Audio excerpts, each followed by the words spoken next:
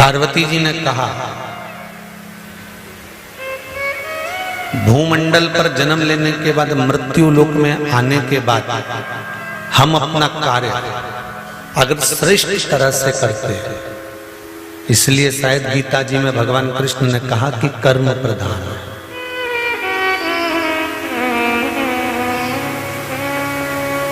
हम अपने कार्य को अगर श्रेष्ठता से करते हैं, हम अपने कार्य को दिल लगाकर, मन लगाकर अच्छे से करते हैं, तो ये निश्चित है कि कर्म करते करते जब हमारे प्राण जाते हैं तो परमात्मा भी वापस जन्म नहीं देता और अपने में ही समा लेता है। अब एक बात को अच्छे से समझना आप जरा, कर्म करते करते कैसे, जैसे एक नाव खेने वाला, उस नाव में बहुत सारे यात्री बैठे हैं और बहुत सारे यात्रियों को लेकर नाव वाला नाव लेकर चला, बीच में नाव डोलने लगी, हवा चलने लगी, समुद्र उछाले लेने लगा, नदी उछलने लगी और नाव वाला नाव लेकर जा रहा था। नाव वाले को मालूम पड़ा कि नाव डूबने वाली है, नाव चलाने वाला उस नाव में से कूद गया। अब नाव चलाने वाला नाव में से कूद गया और कूदने के बाद वो जीवित बाहर निकल गए। जितने लोग नाव में बैठे थे वो मर गए। अब जो मरे उनको तो जो भोगना था भोग लिया, पर जो नाव चलाने वाला बचकर बाहर आया, 4 साल, 8 साल, 10 साल, 20 साल, 25 साल जीवित रहा। जीवित रहने के बाद जब मरकर गया तो ऊपर जाते से इसके कर्मों का जब लेखा हुआ तो उसमें 94 तरह के नरकों का भोग इसको भोगना पड़ा।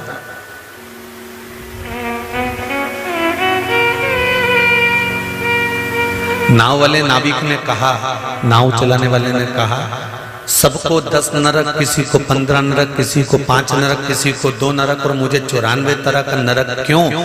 तब धर्मराज ने कहा, तेरा कर्म था नाव चलाना, पार उतारना, तू तैरना जानता था, किसी एक को भी बचा लेता। कर्म करते करते, बचाते बचाते अगर तेरे प्राण भी छूट जाते तो तुझे वापस जन्म नहीं होता, तेरी मुक्ति हो जाती। पर कर्म को छोड़कर अगर तुम दूसरा कर्म कर रहे हो तो उसका तो भोग तुम्हें भोगना पड़ेगा।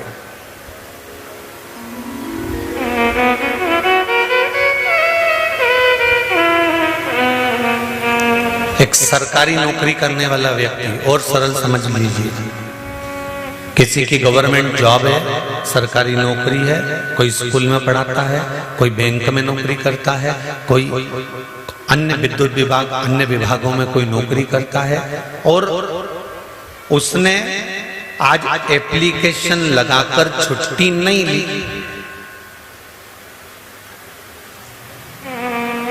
और छुट्टी उसको मिली भी नहीं और उसने ली भी नहीं, और अपने दोस्तों से कहकर कहीं चले गया। जाते जाते जाते जाते जाते जाते छुट्टी वाले, उसने छुट्टी ली नहीं, बस छुट्टी दोस्तों से कहकर चले गया कि तू मेरा काम संभाल लेना, मैं बस अभी आ जाऊंगा। और जाने के बाद में उसका कहीं एक्सीडेंट हो गया, कहीं कोई घटना घट गई, कोई दुख आ गया, तो ईमानदारी से बोलो, अब वो ना इधर का रहा ना उधर का रहा।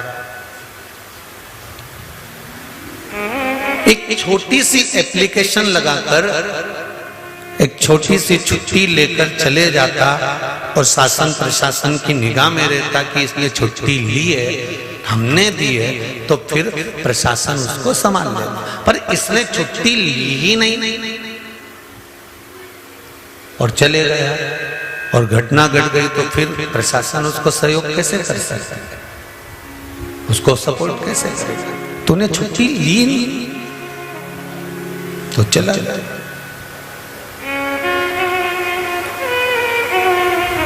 ये शिव पुराण कहती है कि हम जिस कर्म को करें, हमने छुट्टी ली कि नहीं ली, हम जिस कर्म को करें उस कर्म को हम भगवान के भरोसे पर कर कर चलें।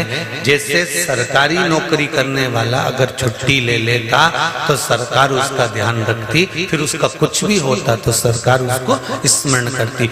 हम कहीं पर भी जाएं, कहीं से भी आए, कुछ भी कर्म करें, हमारा कर्म अगर हमने हमारे बाबा कुबेरेश्वर पर महाकाल राजा पर अगर छोड़ दिया है तो ये निश्चित है कि हमारा कर्म प्रबल होएगा और उसका फल हमको मिलेगा जरूर, उसका फल हमें प्राप्त होगा। मत बुरे कर्म कर बंदे वरना पछताएगा, भगवान की आंखों से तू बच नहीं पाएगा, तू बच नहीं पाएगा। अरे ओ अज्ञानी मत करना दानी, तेरे कर्म का फल भी तू ही पाएगा, जैसा किया तूने तेरे आगे आएगा। मत बुरे कर्म कर बंदे, मत बुरे कर्म कर बंदे वरना पछताएगा, की आंखों से तू बच नहीं पाएगा, तू बच नहीं पाएगा। हम जो कर्म करें, माता पार्वती जी ने स्कंद देव को कहा कि कर्म प्रधान है, कर्म करो, कर्म करना पड़ेगा, पढ़ाई करना पड़ेगी, नौकरी के लिए एप्लीकेशन देना पड़ेगी, नौकरी के लिए तैयारी करना पड़ेगी और तैयारी करो, खूब करो, पर भरोसा किसका रखना? जम के बोलो जरा, देव अधिदेव महादेव, भोलेनाथ दया करना, मैं तेरे भरोसे हूँ, मेरे बाबा दया करना, मैं तेरे भरोसे हूँ। जो कुछ कर्म करना है करो, तुम्हें जैसा कर्म करना है करो, पर शिव के भरोसे करो। परीक्षा देने जाओ, पढ़ाई पूरी करो, नौकरी देने के लिए इंटरव्यू देने जाओ, पढ़ाई पूरी करो, किसी कंपटीशन एग्जाम में बैठ रहे हो, पढ़ाई पूरी करो और साथ में विश्वास भरोसा देवाधिदेव महादेव का रखो, भरोसा उसका रखना पड़ेगा।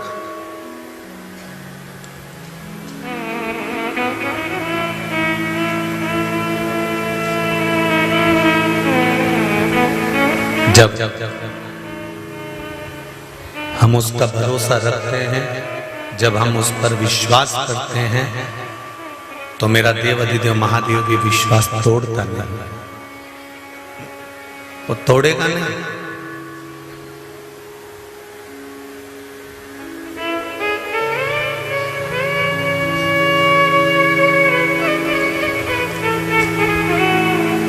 शिव पुराण कर रहे हैं,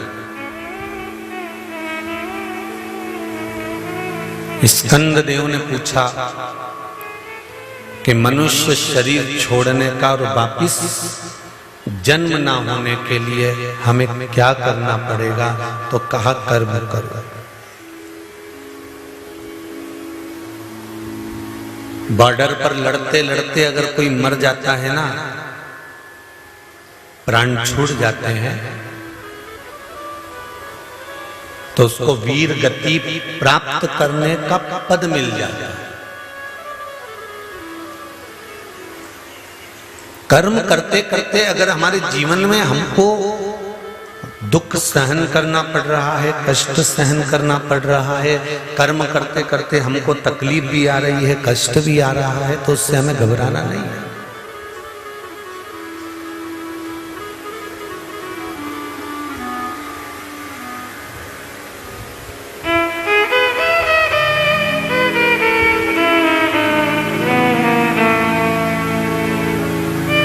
दुनिया में सबसे ज्यादा जहरीला है मनुष्य। सांप तो दिखता है तो अपन कह देते हैं ये काट खाएगा। बोलो सही है कि गलत है? सांप देखकर कह सकते हो कि इसमें विष भरा है, ये काट खाएगा। बिच्छू को देखकर कह दोगे कि ये विषैला है, ये काट खाएगा। गोयरा को देखकर कह दोगे ये विषैला है, ये काट खाएगा। मगर को देखकर कह दोगे ये काट खाएगा। चुपकली को देखकर कह दोगे कि ये काट लेगी। अगर कोई जीव जानवर को देखकर कह दोगे कि ये जहरीला है, पर इन सब जहरीलों से भी बड़ा जहरीला है मनुष्य। ये नजर ही नहीं आता कि कब काट कर चले जाए।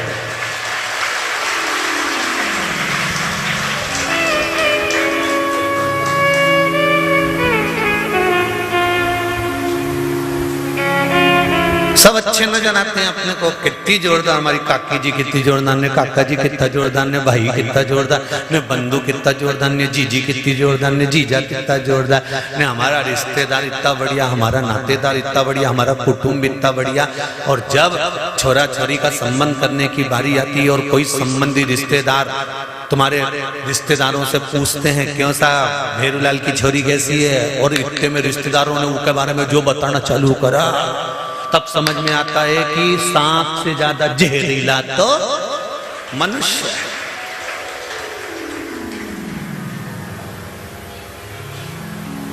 सांप दिखेगा तो दूर हट जाओगे। बोलो सही है कि गलत है? कि जहरीला है इससे दूर हटना। बिच्छू दिखेगा तो दूर हट जाओगे कि जहरीला इससे दूर हटना। मगर दिखेगा तो समझ जाओगे कि मगर दिखा दूर हट जाओगे, काट खाएगा। बोलो सही है कि गलत है? हैं? और कहीं का अड़ियल सांड निकल के जाए, ओके देख के भी अपन सोचें कि यानी दूर हट जाओ रे, यहाँ से बेल निकल के जा रही है, सांड निकल के जा रही है, इससे मार देगा तो दूर हट जा। पर ये तो इतनी जोरदार ने छोटी मोटी करके आए, ऐसा डेंटिंग पेंटिंग करके आए ने, जामन ने झुमका ने, क्या जोरदार पूरा रिश्तेदारों शादी में एक से बढ़कर एक तैयार होके आए। पर ये ही नहीं मालूम पड़े कि इनमें से नागिन कौन सी है, दसेगी कौन सी, इन्हें पहचान कैसे? सांप के तो पहचान लोगे कि डसेगा, मगर के पहचान लोगे डसेगा, ये सबके पहचान सकते, पर इंसान को कैसे पहचानोगे? सांप की ये डसा है कि नहीं डसा? आते हैं तो बहुत अच्छे से आते हैं। और सांप कैसे हो? काका जी कैसे हैं, बुआ जी कैसे हैं, मामा जी कैसे, चाचा जी कैसे, सब रिश्तेदार ऐसे आए, इतना अच्छा मिलके जाए, इतना अच्छा। पर वो बाद में मालूम पड़े कि तुम्हारा मामा का छोरा, स्वयं भागवत जी में लिखा है, सियोर वाला महाराज नहीं कह रिया है, ये मत सोचना ना सियोर वाला महाराज ने की ये बात, हमारा तो नाम ही मत लेना कहीं पे भी कि हमने की। हम तो कहते ही नहीं, हम तो भागवत जी की बात कर रहे हैं। भगवान कृष्ण का बुआ का छोरा,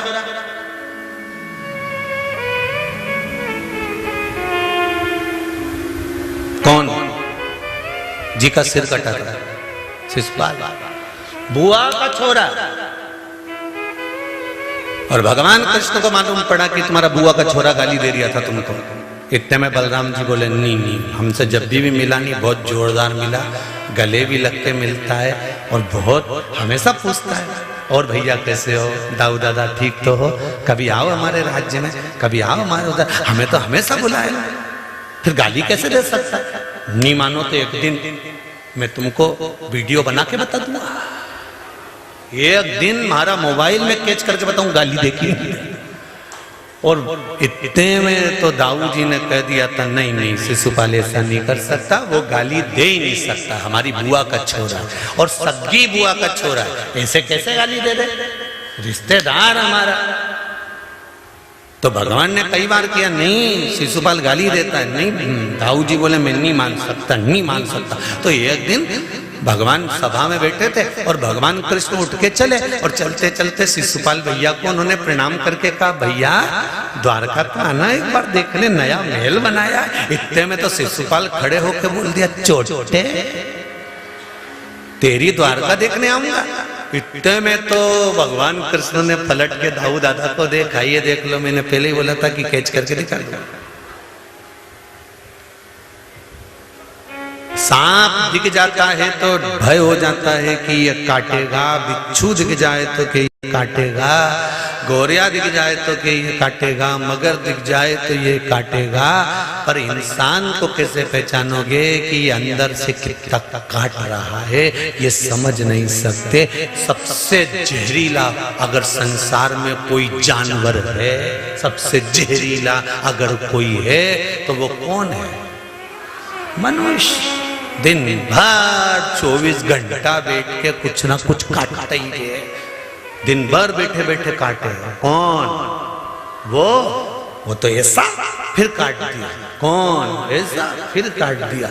कभी अच्छा मुंडा से बोला ही नहीं।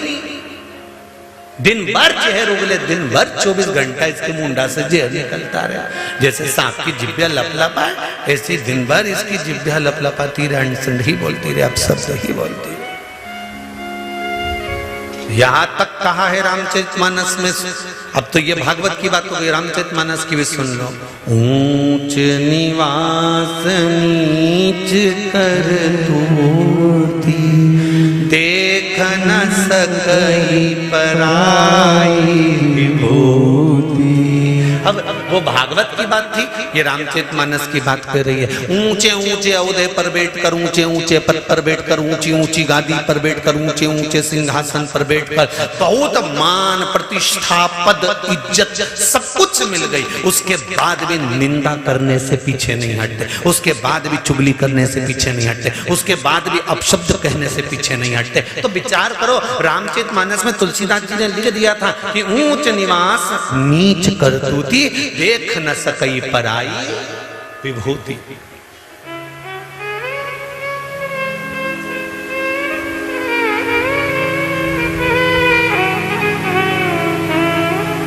अब फिर भागवत में आ जाए।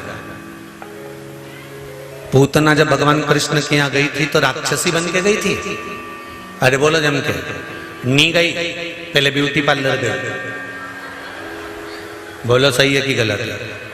पहले पूतना कंस के महल से निकलते से ही पार्लर में गई।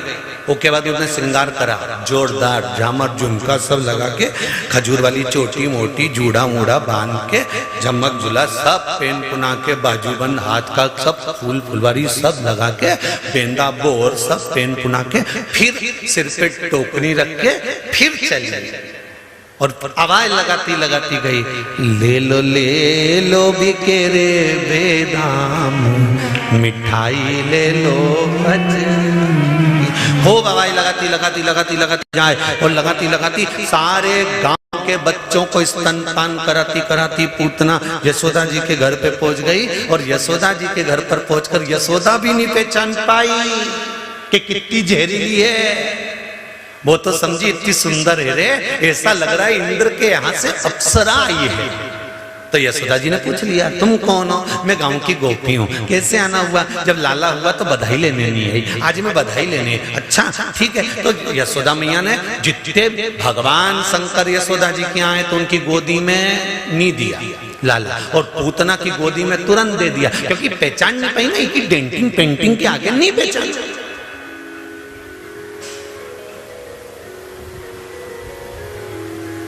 अब दुल्हन के स्टेज पे कौन पहचाना? वो तो भाई जब घरे आए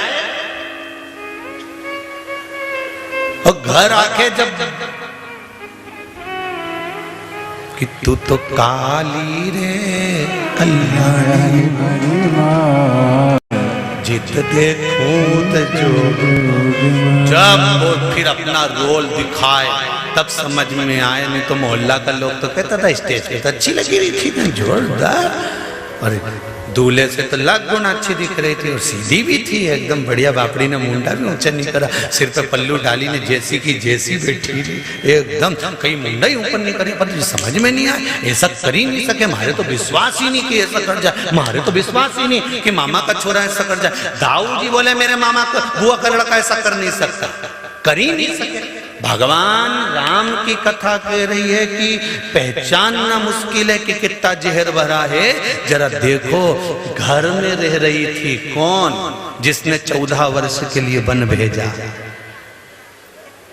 कई मैया भी घर में रह रही थी, मंथरा भी घर में रह रही थी, पर पहचाने कि इतना जहर उगल जाएंगे, पहचाने कि ये डस जाएंगे।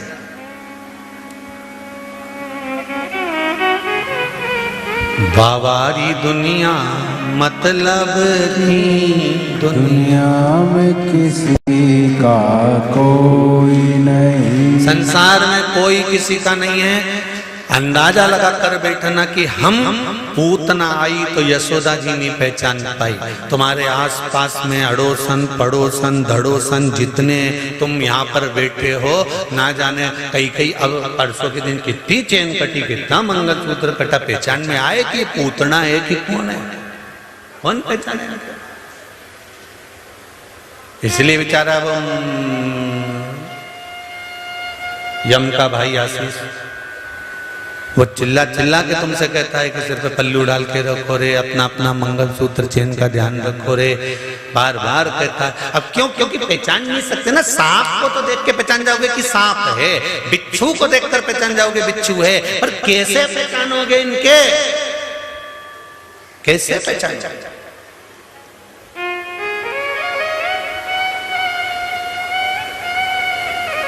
हमारे साथ रहकर चोट कर जाए इसमें के लोग, तो फिर कैसे पहचान? कहा मां पार्वती ने स्कंद देव को कहा, स्कंद कार्तिकेय कर्म करते करते जब मनुष्य अपने प्राणों को त्यागता है तो वो शिव धाम को चला जाता है। मनुष्य का जो शरीर भगवान ने बनाया है वो कर्म करने के लिए बनाया है, कि कर्म करना, परिवार को पालना, रिश्तेदारों को पालना, नाते कुटुंब कबीले सबके साथ रहना। अपने परिवार में ये अभिमान मत लाना कि तुम अकेले काम कर रहे हो, ना जाने किसके भाग्य का तुमको मिल रहा है, तुम कर्म करेंगे। मृत्यु लोक में आने के बाद में कर्म प्रधान बना लो, और कर्म प्रधान बनाना क्या कि पृथ्वी पर आए हो तो शंकर भगवान का एक स्वरूप जानकर, कंकर को शंकर जानकर, भगवान जानकर कर्म करना। एक लोटा जल भी अगर ले जाकर तुम भगवान शंकर को समर्पित कर रहे हो तो ये भी कर्म है, और इसका फल भी निश्चित है कि प्राप्त होगा ही, मिलेगा।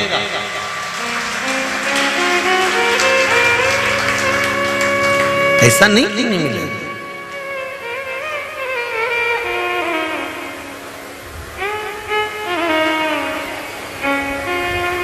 महाराज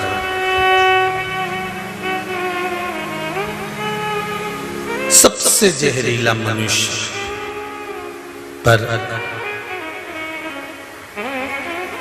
सांप जहरीला होने के बाद भी शंकर भगवान के गले में पड़ा, सही है।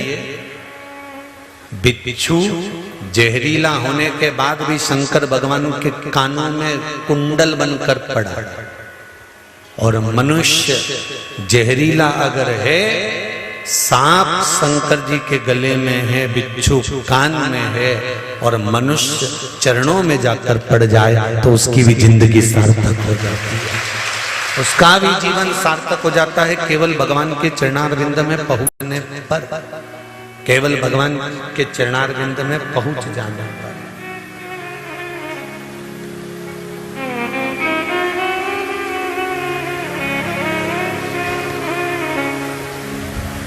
हम उसके साथ, हम उसके भरोसे।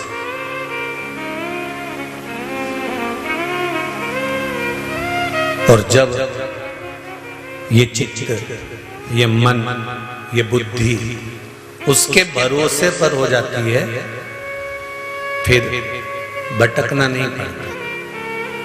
पार्वती मैया कार्तिकेय जी से कह रही है कि मानव का शरीर मिला है, कर्म भोगना, कर्म करना, और शरीर मिला है पूर्व के कर्म का भोग भोगना। उसके साथ में भगवत स्मरण करना। भगवत स्मरण करने का फल यह रहेगा कि अगला जन्म फिर नहीं आए।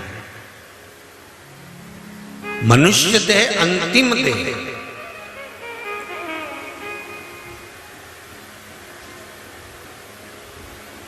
आज एक किसी ने व्हाट्सएप पर मैसेज भेजा है, कोई लखन सिंह जी हैं, हरियाणा के साइड के, उन्होंने मैसेज करा है कि हमारे यहाँ टीवी चलती रहती है और आप कहते हो कि तेज आवाज कर दो और सबको सुनाओ। था आज मैसेज आया, टीवी भले चलती रहे और हम सुने ही नहीं तो क्या कर लोगे? टीवी भले चलती रहे हम नहीं सुने तो लखन सिंह जी से हमारा निवेदन है, जो बर्तन ज्यादा काला हो जाता है नी मंजे तो घर के लोग समझदारी करते हैं, उसमें छाछ भर के रख देते हैं। बोलो सही है गलत है?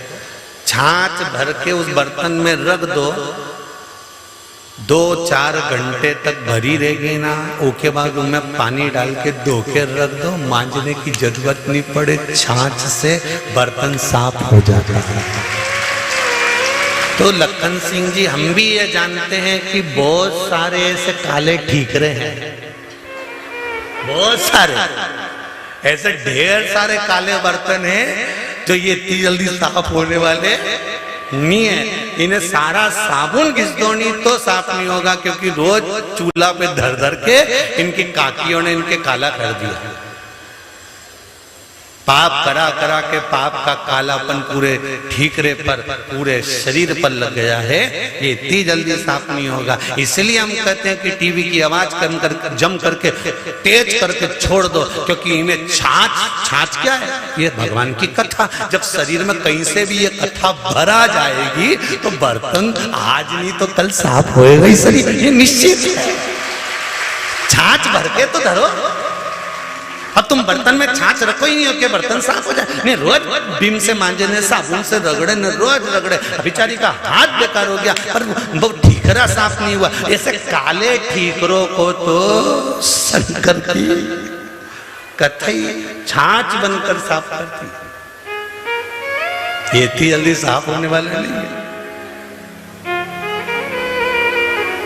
बहुत कठिन है, बहुत। अब देखो ठीकरा साफ हुआ कि नहीं हुआ? तेज आवाज हुई होगी तो कथा ध्यान में गई होगी, कथा ध्यान में गई होगी तो टीवी पे से नंबर निकाला होगा। अर्जुन से पूछा था पेड़ पे क्या दिख रही है, तो कहा तोते की आंख, बस समझ गए गुरुदेव की अब लक्ष्य पर है। उसी तरह टीवी पे क्या दिख रहा है? महाराज का नंबर, मतलब लक्ष्य पर है, ये निश्चित है। इतने में समझ में आ जाए कि ठीकरा साफ होने वाला है, हमें कई दिक्कत है, छाछ भर दी, बर्तन साफ, कितना भी काला बर्तन होनी, छाछ भर के आधा 1 घंटा 2 घंटा, जब तुम्हारे यहाँ बेकार छाछ हो जाएगी, की काम की नहीं रहे, वैसी छाछ किसी काम की नहीं।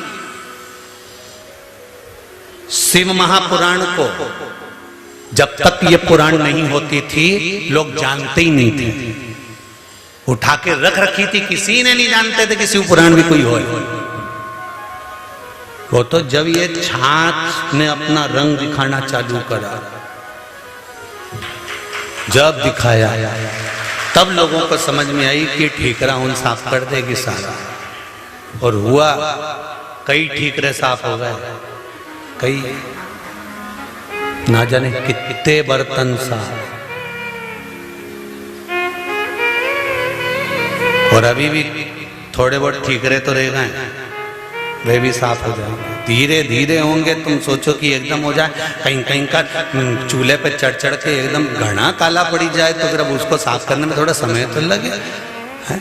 तो पहले छाछ का काम है, जो अंदर भर के रखी है पहले वो अंदर से साफ करती है, फिर बाहर रखी हुई छाछ को क्या करना पड़ता है, फिर बड़े बर्तन में छाछ को रखो और ये ठीकरे के अंदर बाहर से साफ करना है तो इसको भी उस बड़े बर्तन के अंदर डुबो के धर दो। जब डुबो के धर दोगे तो बाहर से भी साफ हो जाएगी। पहले अंदर से साफ करो, भीतर से साफ होना चाहिए। इसका चित्त, इसका मन, इसकी बुद्धि, इसका केंद्र बिंदु भगवान बनना चाहिए। पहले ये मंदिर जाना चालू कर देनी एक बार, इसके बाद इसको तो कथा में कभी भी डुबो देंगे, और डुबोया कि एकदम क्लीन साफ, फिर कहीं नहीं सोचना अपन को कि बर्तन साफ हो गया। तो यहाँ तो शास्त्र कह रहा है कि आप भगवत स्मरण की ओर आगे बढ़ो, भगवान की भक्ति की ओर जब आगे बढ़ोगे तो निर्मलता का सुख अपने आप प्राप्त हो जाएगा, अपने आप।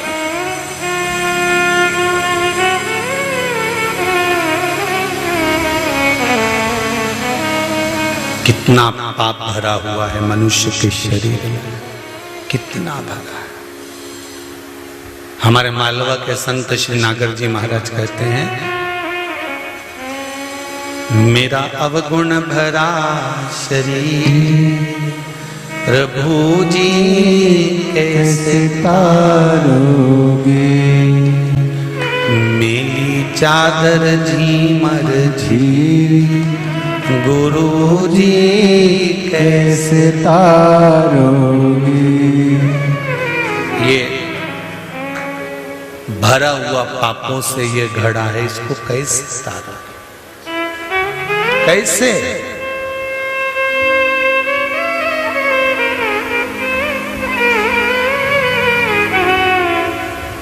ये तो सुख का अनुभव कराती है शिव महापुराण की कथा। एक पत्र में किसी ने लिखा है, देखिए,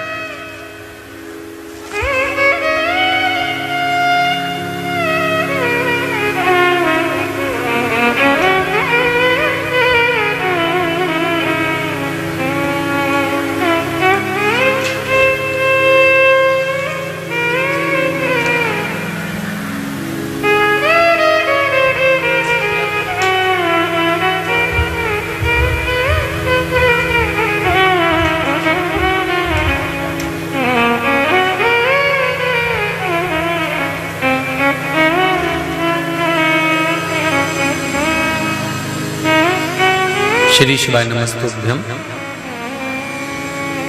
पंचकुला हरियाणा से हूं मैं, रायपुर रानी से आई हूं। मैंने 18 और 19 की कथा 20 तारीख को मेरा रिजर्वेशन थी, इसलिए मैं वापस जाना पड़ा। गुरुजी, मेरे बहू बेटे ने मुझे घर से निकाल दिया था। 1 साल अलग किराए के मकान में रही और कर्जा भी बहुत हो गया सिर पर। जिसने लिखा हो अगर वो बैठी हो तो हाथ ऊंचा कर देना, दोनों हाथ हिला देना। कर्जा भी सिर पर बहुत हो गया था। मैंने 5 पशुपति व्रत किए और मेरा बाबा की कृपा से आधा कर्जा जब मैं अलग रह रही थी तो बाबा ने खुद चुका दिया।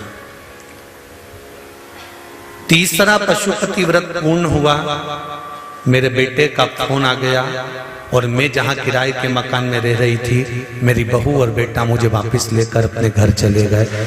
ये शिव शंकर के उदार। एक पत्र हो रहे, देखिए,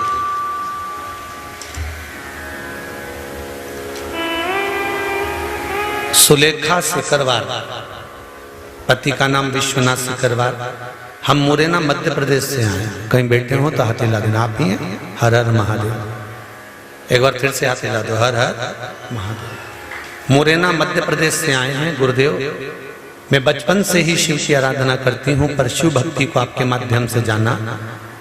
1.5 साल से मैं कथा सुन रही हूँ गुरुदेव। मुझे गठिया की बीमारी बहुत पुराने समय से थी, रोग ठीक नहीं हो रहा था गठिया का, जिसके कारण दवा ले लेकर थक गई थी, पूर्ण रूप से ठीक नहीं हो पाई थी। कथा में तिल के तेल का उपाय सुना, उपाय किया प्रदोष के दिन, और अब मैं ठीक हूँ। 1 साल से मेरी सारी दवाई छूट गई गठिया की और मैं रोग से मुक्त हूँ। ये शिव है। आपने एक प्रश्न और करा है कि रोग ठीक होने के बाद उपाय करें या नहीं। जब अपने को आराम लग गया तो बाबा को परेशान नहीं करना। हर हर महादेव। शिव की कृपा होती ही ऐसी। बैठिए,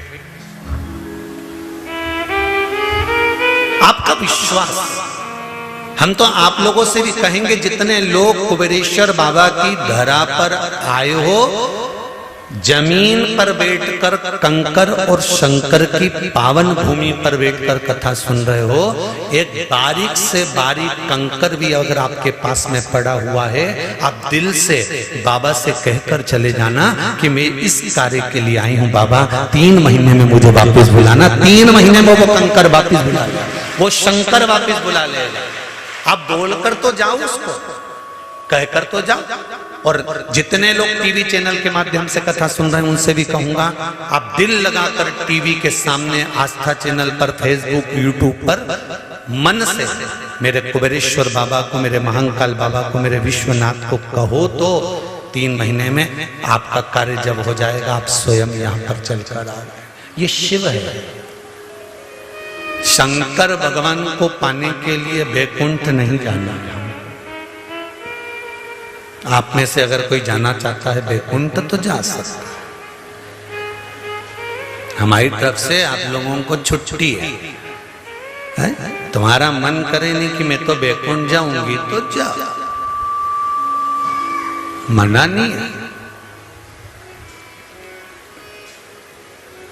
सूरदास जी ने एक पद लिखा है, कहा करो वैकुंठ के जाए, कहा करो वैकुंठ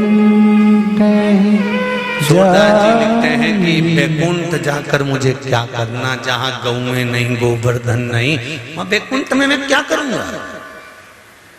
नहीं, जितने लोग कथा सुन रहे हैं, भले आस्था पर सुनो, चाहे फेसबुक यूट्यूब पर सुनो, चाहे यहाँ बैठ के सुनो, आप लोगों की छुट्टी, आप जा सकते हो वैकुंठ, तो मर्जी पड़े जब चले जाना।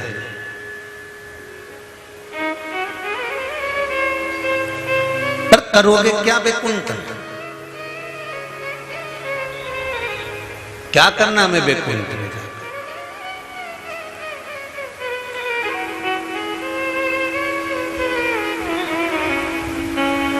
चंचुला देवी से देवादिदेव महादेव ने जब शिव महापुराण की कथा चंचुला देवी ने पूरी सुन ली और उसका पति प्रेत योनि से छूट गया, बिंदुक प्रेत योनि से छूटा।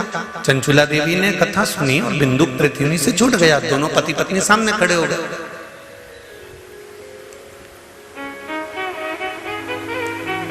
पूछा भोलेनाथ जी ने, अब तुम दोनों प्रेत योनि से छूट चुके हो, तुम कहां जाना चाहते हो बताओ। तो चंचुला देवी ने बिंदुक का हाथ पकड़कर कहा, हमें ना तो वैकुंठ जाना है, हमें ना ब्रह्मलोक जाना है, हमें ना इंद्र लोक जाना है। चंचुला देवी कहती है, इसी मृत्यु लोक में जो कैलाश बसा है, इस कैलाश पर बैठकर हमें शंकर का गुणगान गाना है और कहीं नहीं।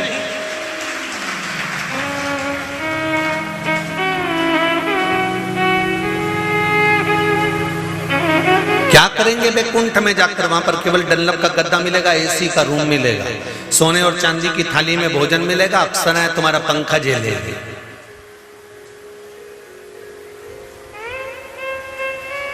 होटल में बहुत दिन तक अच्छा नहीं लगता, घर ही अच्छा लगता है। बोलो सत्य है कि गलत है? तुम वीआईपी से वीआईपी होटल में चले जाओ, चाहे तुम बद्रीनाथ घूमने जाओ, चाहे तुम केदारनाथ घूमने जाओ, चाहे तुम रामेश्वरम चले जाओ, चाहे तुम द्वारका चले जाओ, वीआईपी से वीआईपी होटल में घूमना, चाहे तुम गोवा में चले जाओ, खूब जोरदार होटल में रहो, खूब चकाचक रहो, तुम्हारे लिए नौकर सर्वेंट लगा हुआ है, सामान लाला कर देगा। तुम कितनी भी वीआईपी होटल में 5 स्टार 10 स्टार जितनी स्टार हो सारी स्टार में रह लो, तुम तो मना नहीं हो। एक से बढ़कर एक होटल में रहो, पर 10 दिन 15 दिन 20 दिन 1 महीना 22 दिन 25 दिन में तो घर की याद आई जाए। अब घर में ना तो होटल जैसा सुख है, घर में ना कोई अच्छा एसी का रूम है, घर में ना कोई नौकर लगा है तुम्हारा सामान ला के देने के लिए, घर में ना तुम्हारे को कोई कुछ कहने वाला। होटल में सारा सुख है, इसके बाद भी होटल का सुख थोड़े दिन अच्छा लगता है, बाद में घर की याद आती है। उसी तरह कोई भगवान विष्णु से जाकर पूछे कि नारायण तुम्हें वैकुंठ अच्छा लगता है, तो भगवान विष्णु कहते हैं अगर वैकुंठ अच्छा लगता होता तो मैं राम अवतार नहीं बनकर आता, कृष्ण अवतार में नहीं आता, वामन अवतार रखकर नहीं आता, मैं कपिल अवतार रखकर नहीं आता, मैं परशुराम अवतार रखकर नहीं आता। मेरे 24 अवतार हुए हैं। भगवान नारायण खुद कह रहे हैं कि मेरे 24 अवतार इसलिए हुए हैं कि मुझे वैकुंठ में जो सुख नहीं मिलता वो मृत्यु लोक में आकर सुख मिलता है, इसलिए मैं पृथ्वी पर आना। तो फिर भगवान विष्णु से लक्ष्मी जी ने पूछा तुम्हें पृथ्वी पे क्या सुख मिलता है? तो कि पृथ्वी पे एक सुख है, वहां कंकर और शंकर है, शंकर के बिना मैं अधूरा हूं। इसलिए तो शिव महापुराण की कथा कहती है भगवान विष्णु भगवान शंकर जी से बोले प्रभु बड़ा दुखी हूं। शंकर जी ने पूछा क्यों दुखी हो? तो भगवान विष्णु बोले कि मुझे आपके दर्शन नहीं होते, मैं कैसे आपके दर्शन करूं? तो शंकर भगवान बोले तुम नीचे आ जाया करो मुझसे मिलने के लिए। भगवान विष्णु बोले मैं नीचे तो आ जाऊं, पर जब मैं पृथ्वी पर आता हूं चलता हूं तो मेरे पांव में कंकर चुभते हैं। जो कंकर चुभते हैं ना वो मुझे शंकर नजर आते हैं। अगर कंकर में मुझे शंकर नजर आता है तो मैं पैदल कैसे चलूंगा? तो शंकर भगवान ने कहा पैदल चलने का काम खत्म करो, तुम सांप बन जाओ। जब सांप बन जाओगे तो रेंग कर चलोगे, हर कंकर से चिपक कर चलोगे तो शंकर और कंकर एक हो जाएगा। काहे को चिंता करते हो? शंकर जी के गले में जो सर्प पड़ा हुआ है बड़ा सा, ये कोई दूसरा नहीं मेरे भगवान विष्णु ने सांप का रूप धारण कर लिया और शंकर जी के गले में जाकर रहने लगे, शिव के गले में। तो ये सर्प विष्णु ही है।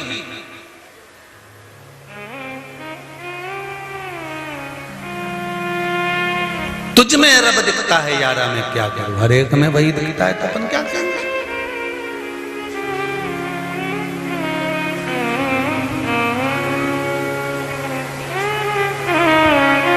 तो कहे ना महाराज संगना चले तेरी कोड़ी रे, फिर काहे करे माता फोड़ी रे।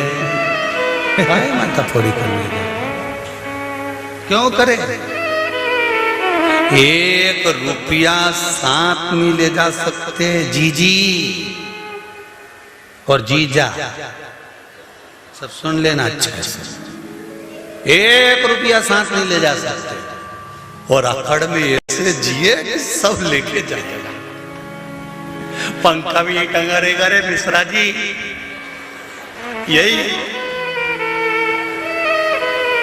सब जैसा कि जैसे ही पड़ा रहेगा। टिफिन में रोटी बनी रह जाएगी, फ्रिज में एप्पल धरा रह जाएगा, मोबाइल चार्ज में लगा रह जाएगा। जब अंत समय आएगा सब पड़ा की पड़ा, सब पड़ा। 10-12 दिन तक लोग रोएंगे, 13वें दिन नुक्ति और सेव रायते में डाल के खाएंगे। तुम चले जाओगे, जो परसने वाला आएगा उससे कहेंगे तरी तरी दो, थोड़ा नमक और ला दो। हमारी काकी जी निपट गई, थोड़ी सी नुक्ति तो और दे। काकी जी निपटी, अब काकी निपटी ने तो नुक्ति झड़े,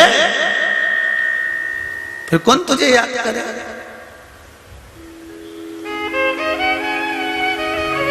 और पूरी जिंदगी रो रो के मर गए।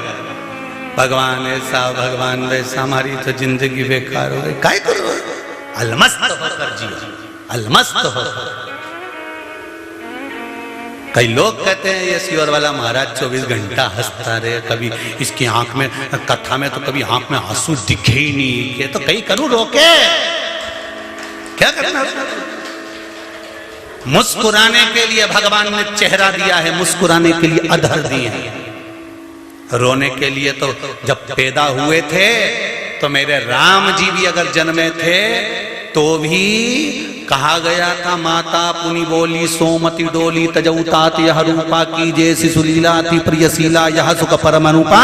सुनी वचन सुजाना रोदन ठाना, कह दिया रो राम जी। राम जी बोले हम रोएं और क्या, जन्मे हो पृथ्वी पर तो रोना तो पड़ेगा। इसलिए राम जी को माता कौशल्या ने रुलाया था कि जन्मे हो पृथ्वी पर तो रोना पड़ेगा। इसलिए आज भी बच्चे का जन्म जब हॉस्पिटल में होता है, चाहे घर में होता है, डॉक्टर सिस्टर थप मार के चिमटा खोड़ के रुलाते हैं। रो, आज से रोएगा तो मरेगा तब तक रोना पड़ेगा, रोना पड़ेगा निश्चित है।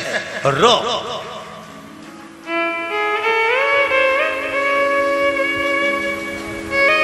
मुस्कुराने के लिए तो भगवान ने मनुष्य को जन्म दिया, मुस्कुरा ले, दुख में भी मुस्कुरा। इसलिए आपको कहा था शंकर जी के मंदिर में जाना, तुम्हारा काम नहीं हो रहा तुम मंदिर जाओ, कुछ नहीं है तुम्हारे पास चढ़ाने के लिए, बेलपत्री भी नहीं, चावल का दाना भी नहीं, जल भी नहीं, तो भी शंकर जी के मंदिर जाना और मुस्कुरा करा जाना। आधे से ज्यादा टेंशन में भगवान पड़ जाएंगे कि क्यों हंस के गई, चिंता उनको बढ़ जाएगी।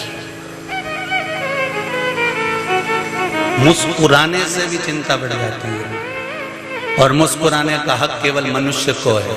कभी तुमने चींटी को मुस्कुराते देखा है, झिंगुर को, मच्छर, खटमल? नहीं, खटमल ज्यादा खून चूस ले तो मुस्कुराए, तुम्हें दिख जाएगा कि खटमल मुस्कुराया, कहीं दिखे तो बता। मगरमच्छ मुस्कुराए, कवर बिज्जू, सुंगर? नहीं, कहीं का दिख जाए तुम्हें ऐसा मुस्कुराता हो कि सुंगरा मुस्कुरा रहा, नहीं। मुस्कुराने का लिए केवल एक मनुष्य को बनाया है कि जिंदगी में कितना भी दुख आ जाए, कितनी भी तकलीफ आ जाए, कितना भी कष्ट आ जाए, पर मुस्कुराना मत छोड़ना। ये मुस्कुराने में भी परमात्मा छुपा हुआ है, मुस्कुराने में भी परमात्मा छुपा है। तेरी मुस्कुराहट भी परमात्मा का दिया हुआ एक आशीर्वाद है। पर कई कई लोग संसार में ऐसे पैदा हो जाते हैं जिनकी हंसी चली जाती, जब भी मिलो मुसद्दी लाल जैसे मिलेंगे। बहुत दुख है। इनको बचपन में देखो तो भी ऐसे मिलेंगे, बड़े में देखो तो भी ऐसे मिलेंगे, और मरेंगे तब भी मुंडा लेके मुस्कुरा कर जाओ। हे शंभु, हे शंकर, हे त्रिकालदर्शी, हे कैलाशी, दुनिया के जितने दुख है ना, हमारे जीवन में जो तकलीफें हैं ना, उसको काटना आपको है। हम कहां बैकुंठ में जाएंगे?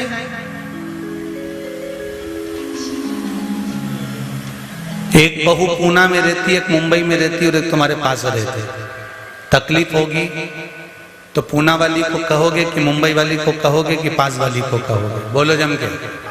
पास वाली को कहोगे, भले वो गोली दे ना दे, पानी दे ना दे, मर्जी उसकी, पर एक बार तो कह दोगे ना कि बहू मेरा सिर दुख रहा है, बेटा आज अच्छा नहीं लग रहा, आज मुझे तकलीफ है कुछ। उसी तरह सब बैठे, कोई बैकुंठ में बैठा है, कोई ब्रह्मलोक में बैठा है, कोई इंद्रलोक में बैठा है, पर मेरा देव अधिदेव महादेव मृत्यु लोक में बैठा है, जो नजदीक में है। सबसे पहले आवाज उसको लगा लेना, सबसे पहले आकर खड़ा, सबसे पहले आवाज लगाना, सबसे पहले आकर खड़ा मिलेगा।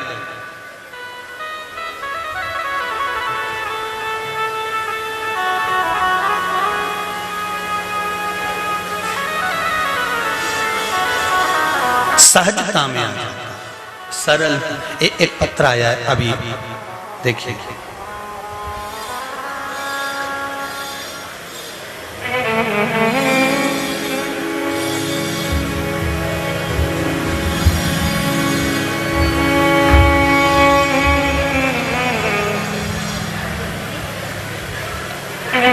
मेरा नाम रोशनी,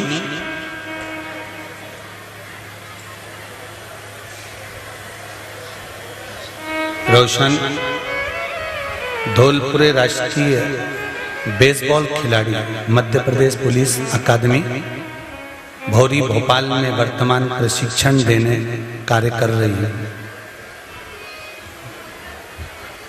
बैठी हैं कहीं? आप ही आए? हर हर महादेव, खड़े हो जाए। हर हर महादेव।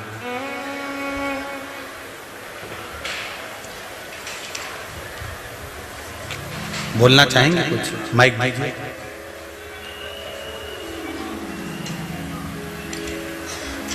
इन्होंने पत्र में लिखा है, मध्य प्रदेश पुलिस अकादमी भौरी भोपाल में मैं वर्तमान प्रशिक्षण देने कार्य कर रही हूँ। वर्ष 2018 से पिताजी को सावन के प्रथम सोमवार को रिपोर्ट आने के पश्चात पता चला 2018 में कि 3rd स्टेज का कैंसर है। अभी की स्थिति क्या है बाबू उनकी? गुरुजी श्री शिवाय नमस्तुभ्यम। श्री शिवाय। सर्वप्रथम तो आपके चरणों में पापा की तरफ से मैं वंदन करती हूँ कि इतना बड़ा चमत्कार कैसे हुआ ये मुझे भी नहीं पता, और सब यही की कृपा है जो आज मैं आपके सामने आई हूँ, वो भी साइकिल चला के आई हूँ मैं अपनी एकेडमी। वाह, भोपाल से साइकिल से आई है, बहुत बहुत साधुवाद है। रोशनी जी, पहले तो मैं निवेदन करूंगा, आप बाबा के धाम आए हो, आंसू बिल्कुल मत निकालो, बाबा ने बुलाया है ना तो रोना नहीं है। पिताजी आपके हैं तो ये भी बाप है जो बैठा है मेरा कुबेर भंडारी, बाबा ने अगर साधा है। कैंसर कब हो गया था इनको? वर्ष 2018 में पापा को पहला सोमवार था, और मैं छोटी सी शिव भक्त भी हूँ। बहुत आश्चर्य हुआ कि ऐसे कैसे हो गया पापा को। 49 की एज थी पापा की, और आज एक ऐसा मोड़ आया था कि पापा को 27 लाख रुपए के इंजेक्शन लगना थे। अब मेरा रोना इसलिए नहीं रुक रहा है कि 27 लाख रुपए के इंजेक्शन 40 लाख रुपए लगने के बाद बोला था। इतना पैसा लगा चुके हैं हम लोग, पुलिस विभाग भी बहुत सपोर्ट कर रहा था, पर बाबा की कृपा और पापा की प्रबल इच्छा इतनी अद्भुत थी कि पापा ने बोला अब मुझे 4 साल हो गए, अब हॉस्पिटल का रास्ता दिखाना मुझे बंद कर दो, मुझे सियोर वाले बाबा की शरण में छोड़ दो।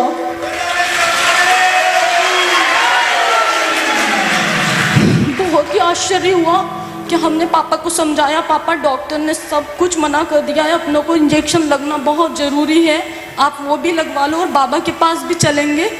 पर कितना सत्य था कि बेंगलोर से जब रिपोर्ट आई ना, तो रिपोर्ट के आधार पे भी ये हो गया कि पापा को लगना मना कर दिया कि नहीं लगेगा, उनको इतना इंजेक्शन ऑलरेडी लग चुके हैं 40 लाख के। पर हम हमारी जिद पे और डॉक्टर की जिद पे हम लोगों ने पापा को 2 इंजेक्शन लगवाए, अभी रिसेंटली 4 लाख के। किंतु इतना बड़ा चमत्कार हुआ लगने के बाद कि डॉक्टर ने खुद बोल दिया कि अब इसकी आवश्यकता ही नहीं है इंजेक्शनों की। शिव कृपा। बाबा आपने लिखा है गुरुजी, भोलेनाथ की कृपा से श्री शिवाय नमस्तुभ्यम स्मरण से, रुद्राक्ष स्मरण से। उसके बाद से बस मम्मी ने पापा, यहाँ से भैया हैं, उन्होंने पापा के लिए 3 महीने ही हुए हैं, 3 महीने से इतना बड़ा चमत्कार जो हुआ है वो यही है कि रुद्राक्ष का पानी पिलाना सुबह से स्टार्ट किया, और मम्मी तो अब रोज यानी पल भर भी ऐसा नहीं रहता है कि उनको वो पानी नहीं पिलाते हैं, वो सब कुछ बाबा के ऊपर छोड़ दिया, और मैं उन्हीं के श्री चरण। ठीक है, तबीयत ठीक है। पापा कल ही छुट्टी हुई है उनकी, बहुत अच्छा आपने है। लिखा है पहले से उनका स्वास्थ्य बहुत ठीक हो गया है, यही शिव की कृपा है। बैठो बैठो, वो भी आएंगे बहुत जल्दी आपके चरणों में। एक तो आप इतनी दूर से साइकिल चला के आए, देवादिदेव महादेव आपकी भी मन की मुराद पूर्ण करे, यही शिव से निवेदन।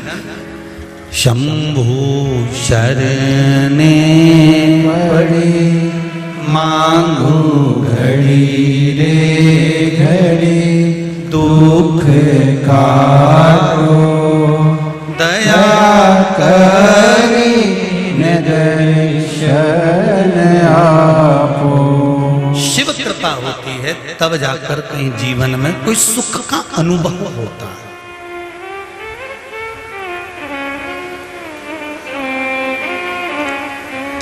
जैसे अभी बेटी ने कहा कि हार गए, तब पिताजी भी कह दिया अब मुझे कुबेरेश्वर धाम ले चलो एक बार, वहां और एक बार जाऊं तो। यहां ना तो शिव अभी विराजमान हुए हैं, ना मंदिर का निर्माण पूरा हुआ, वो तो आप जो थोड़ा थोड़ा सहयोग कर रहे हो तो ये बाबा का धाम बन रहा है। आप छाती ठोक कर कह सकते हो कि हमने भी कुबेरेश्वर धाम में एक ईंट लगाई है, तुम्हारे धन की एक ईंट लगी। तो ना तो यहाँ भी प्राण प्रतिष्ठा हुई है ना पूरा बना है, पर इतना जरूर है कि यहाँ का कंकर शंकर है, और दिल से अगर आप कहीं पर भी बैठकर याद करो उस कुबेरेश्वर महादेव को, उस महाकाल, उस विश्वनाथ को, ये निश्चित है मेरा शंभु, मेरा शंकर। जैसे अभी कहा, एक बहू मुंबई रह रही है, एक पूना रह रही है, और एक तुम्हारे साथ में रह रही है। हम आशा बहुत दूर रहने वाली बहू से लगाकर बैठते थे। अभी तक जब तक शिव महापुराण की कथा नहीं सुनी थी, लोग दूर वाली बहू से आस लगाकर बैठते थे। पर जब से शिव महापुराण की कथा सुन ली तब से आस एक हो गई कि मृत्यु लोक का पृथ्वी का देव है, देव अधिदेव महादेव है, तो वो झट दौड़ कर आएगा और मेरे जीवन को सार्थक कर कर जाएगा। वो साधे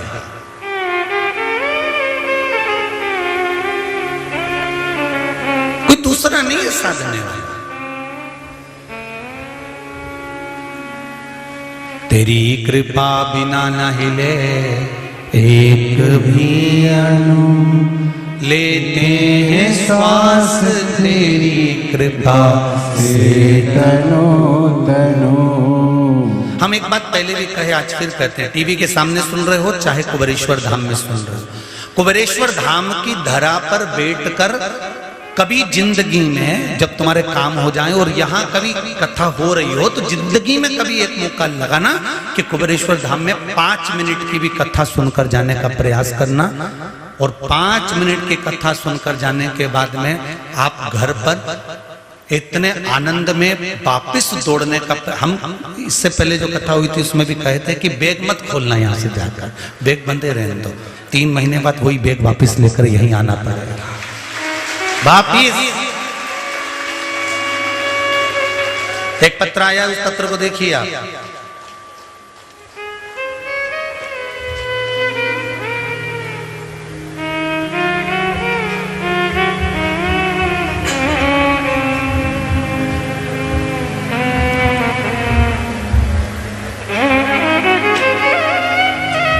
पुष्पा लक्षकार, जीरन जिला नीमच। कहीं बैठी हो तो हाथ उठाइए। मैं नीमच जिले की जीरन से आई हूं। मेरी बहू प्रभा राजेश लक्षकर ने नगर पंचायत चुनाव के फॉर्म भरा था। पार्टी ने टिकट नहीं दिया, लेकिन मैंने मेरी बहू से कहा कि महाराज इतना चिल्ला चिल्ला के कहता है, एक बार जरा देखे तो सही। प्रैक्टिकल करने में कहा जाता है, पार्टी टिकट नहीं दे तो कुबेरेश्वर है। तो कुबेरेश्वर बाबा का स्मरण किया। मेरे बेटे बहू ने किलेश्वर महादेव को जल समर्पित करना प्रारंभ कर दिया। बेलपत्री पर शहद लगाकर शंकर भगवान को चढ़ाना प्रारंभ करा और बाबा से कहा, हमने सुना है कि बेलपत्री पर शहद लगाने से अच्छे अच्छे पास हो जाते हैं, फिर भी लोग शोर मचाते हैं। ठीक है बाबा, हम अपना कर्म करें, आपका आशीर्वाद चाहिए। और बेलपत्री पर शहद लगाना चालू करा। विजय की कामना करी। मन में संकोच था। चुनाव के अगले दिन कुबेरेश्वर धाम आकर बहू की विजय की कामना भी बाबा से करी। मेरी बहू ने निर्दलीय प्रत्याशी बनकर विजय हासिल कर ली। बेलपत्री का शहद सफल हो गया। बेलपत्री का शहद फिर निवेदन करूंगा, सबसे पहले करो कर्म। क्या करना है? कर्म। और कर्म के साथ विश्वास करो मेरे देव अधिदेव महादेव। भोलेनाथ दया करना मैं तेरे भरोसे। एक पत्र और है, बड़ा सुंदर है, वो भी देखिए।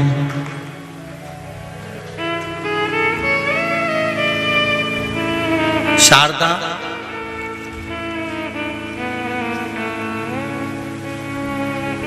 शारदा सनाट्य उदयपुर राजस्थान से हैं। कहीं बैठी हो तो हाथ हिला सकती हैं। शारदा सनाट्य उदयपुर राजस्थान से। आपके द्वारा बताए गए पशुपतिनाथ व्रत को मैंने व मेरी भाभी ने भतीजे की नौकरी के लिए किया। भोले बाबा से ऐसी कृपा हुई कि तीसरे सोमवार को ही 2 कंपनियों से जॉब का ऑफर आ गया।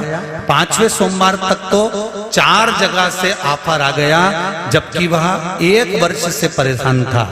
11 जुलाई को दिल्ली में एक अच्छी कंपनी में बाबा की कृपा से जॉब लग गया है। ये शिव को प्रणाम करना। भक्ति किसको कहते हैं महाराज? भक्ति का बल किसको कहते हैं? भगवान कभी नहीं कहता कि तुम मुझे बहुत दो। भगवान तो यह कहता है कि दिल से हाथ जोड़कर भी अगर नमन कर लिया ना, और विश्वास रखकर भी कहीं पर भी बैठ कर कह दिया श्री शिवाय नमस्तुभ्यं, श्री शिवाय नमस्तुभ्यं, श्री शिवाय नमस्तुभ्यं, श्री शिवाय नमस्तुभ्यं, श्री शिवाय नमस्तुभ्यं। दिल से कह दो, संपूर्ण विश्व को कल्याण। अब ये 26 तारीख को श्रावण के महीने की शिवरात्रि आ रही है। शाम को 7 बजे अपन सब घर में बैठकर पार्थिव शिवलिंग का निर्माण करेंगे, पूजन करेंगे।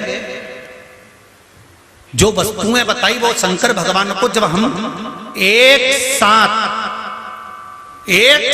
अगर शंकर जी का अनुमोदन करेंगे, एक साथ टीवी चैनल के माध्यम से, मोबाइल के माध्यम से जब अपन सब बैठकर पूजन करेंगे, तो ईमानदारी से बोलना कि जब एक व्यक्ति आवाज लगाता है तो उसकी पुकार भले पहुंचे ना पहुंचे, पर यह निश्चित है जब हजारों लाखों लोग एक साथ मेरे महादेव को पुकारेंगे तो क्या उनकी मुराद पूर्ण नहीं होगी?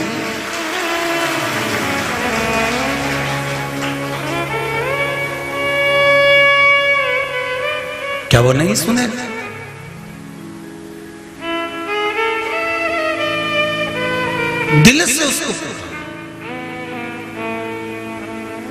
दिल से उसको पुकारने का प्रयास करो। शिव महापुराण की कथा कहती है मानव का शरीर जो मिला है ये भगवत स्मरण के लिए मिला है। पार्वती जी कार्तिकेय को करें कि ये जीवन फिर नहीं मिलना है, जो मिल गया फिर प्राप्त नहीं होगा। और अगर मिल भी गया तो ना जाने कौन सी योनि में पड़े रहेंगे। अपन एक दूसरे को पहचानेंगे कि तुम मेंढक बन गए कि मेंढकी बन गए, तुम कछुआ बन गए कि छिपकली बन गए। ये कौन एक दूसरे को पहचानेगा कि कौन क्या बना? हम तो अभी भी नहीं पहचान पाते कि कौन क्या बन गया। तुम्हारे घर पर बकरी आए तो तुम पहचानते हो कि ये हमारी मौसी है,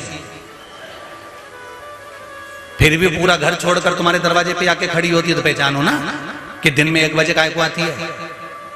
पहचानो कि तुम्हारी पड़ोसन कोई मर गई होगी, वो हमेशा 1 बजे दोपहर में चाय पीने आती थी, अब बकरी बन के आ रही है। सारी दुनिया का ओटला छोड़कर बकरी तेरी ओटले पे क्यों बैठती है? कहीं कहीं के ओटले पर कुत्ते को भगा दो, डांट दो, डंडे से पीट दो तो भी वो कुत्ता उसी के ओटले पे बैठता है। अब वो पहचान थोड़ी ना आता कि ये कुत्ता कौन था। अपन पुराना अंदाजा लगा के बैठो कि आखिर ये कुत्ता कौन था, ये कुत्ता कौन था, ये कुत्ता कौन था। तब ध्यान में कहीं का आ जाए, तब समझ में आ जाए कि भैया हमारा वो पहचान वाला दिन भर ओटले पे बैठा रहता था, यहीं बैठ के गप्पे मारता था, बेचारा का एक्सीडेंट हो गया, निपटी गया, अब वो कुत्ता बन के यहीं बैठी गया। कौन पहचाने किसको?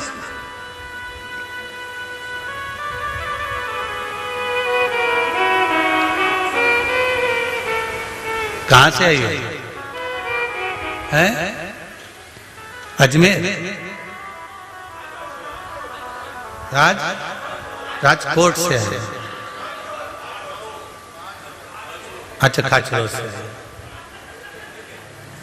कुछ कहना है? दे जरा माइक, दे जल्दी से।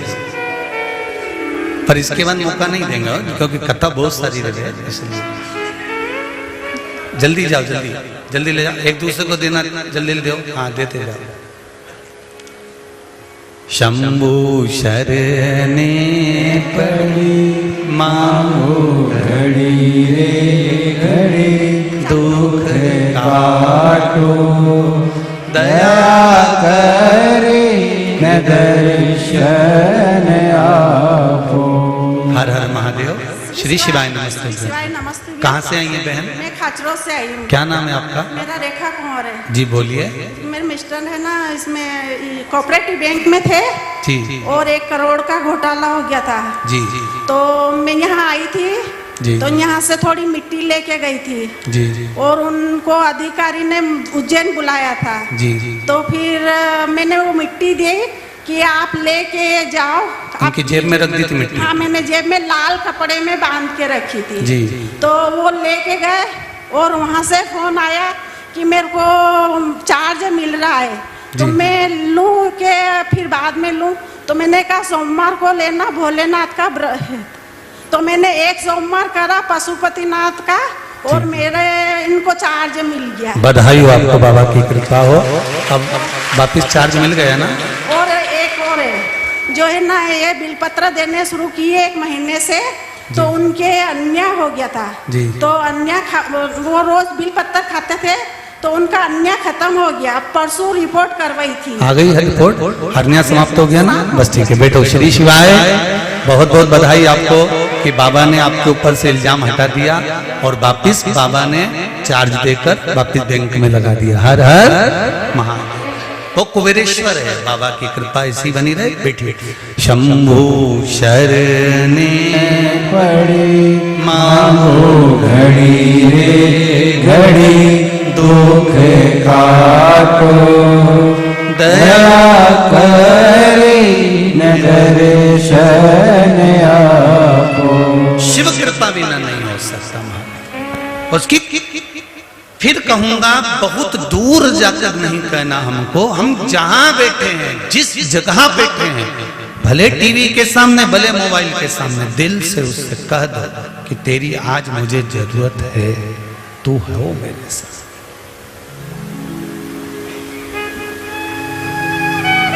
तू नहीं तो कौन तारेगा। पार्वती मैया, नरसिंह पार्वती मैया कार्तिकेय को समझाती हैं, समय आया तारकासुर का संहार करना है, और कार्तिकेय को समझाकर भेजा कि इस तारकासुर के हृदय में शिव बसा। शंकर भगवान अगर हृदय में बसे हैं और आप इसको मारोगे तो श्रेष्ठता कहां। अकाल मृत्यु वो मरे जो काम करे चंडाल का, काल उसका क्या बिगाड़े जो भक्त हो महाकाल का। शिव की उपासना, शंकर की आराधना, ये शिव भक्ति के बिना प्राप्त नहीं हो सकती। शिव भक्ति की महाराज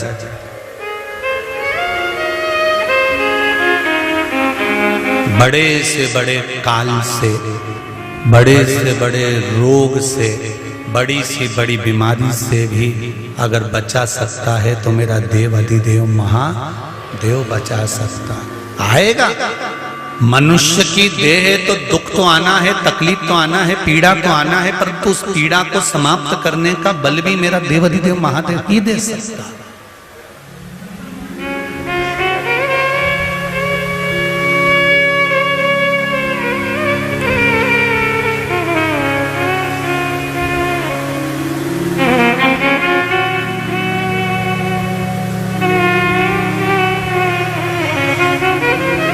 शिव के सिवा कोई नहीं दे सकता, शंकर के सिवा मुश्किल है।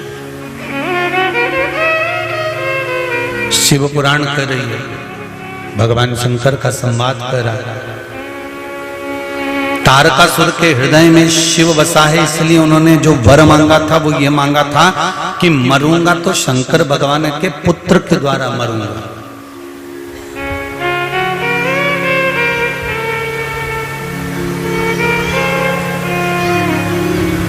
अगर मरूं तो शिव के पुत्र के द्वारा मरूं। राम कथा को उठाकर देख लीजिए, उसमें आता है कि राम जी ने इनका संहार करा, इनको मारा। भगवान कृष्ण ने इनका संहार करा, इनको मारा। पर शिव महापुराण की कथा को उठाकर देखना, जितने असुरों का भगवान शंकर ने संहार करा, संहार के बाद कोष्टक में लिख दिया तारा। क्या लिखा? संहार नहीं करा। पूरी गीता प्रेस गोरखपुर की शिव महापुराण की कथा को हिंदी की भी उठाकर देखोगे, जिन जिन असुरों का शंकर भगवान ने संहार करा उसके कोष्टक में लिखा संहार, फिर लिख दिया तारा। मतलब संहार नहीं करा है। मेरे शंकर भगवान ने तो केवल स्पर्श कर कर उनको तार दिया है। कहते हैं शिवलिंग पर जल चढ़ाते हैं, शंकर भगवान के शिवलिंग का जब स्पर्श करते हैं, शंकर भगवान की रज का जब स्पर्श करते हैं, शंकर भगवान के मंदिर में जब तुम झाड़ू लगाओ, पोछा लगाओ, बुआरी लगाओ।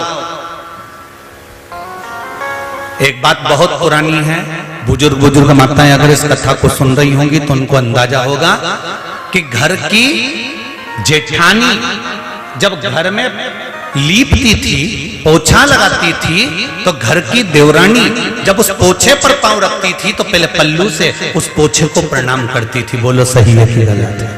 पहले उसको प्रणाम करती थी कि मेरी जेठानी का हाथ लगा है, मेरी जेठानी ने इस जगह पर पोछा लगाया है, मेरी जेठानी ने इसको गाय के गोबर से लीपा है, मेरी भाभी ने, मेरी ननन ने इसको लीपा है। तो भाभी अगर पांव रखती थी तो पहले उसको प्रणाम करती थी, इस गोबर को लीपे हुए को। तो लोग कहते थे क्यों प्रणाम कर रहे हो? अरे मेरी ननन ने लीपा है, मेरी जेठानी ने लीपा है, मेरे उनने लीपा। तो लीपन को भी प्रणाम किया जाता है। कभी आप लोग शंकर जी के मंदिर जाएं, शिव मंदिर जाएं, शंकर जी के मंदिर में जब झाड़ू लगाएं, पोछा लगाएं, शिव जी के मंदिर को जब साफ करें, करते हो आप लोग जाके साफ? शिव मंदिर को करना चाहिए।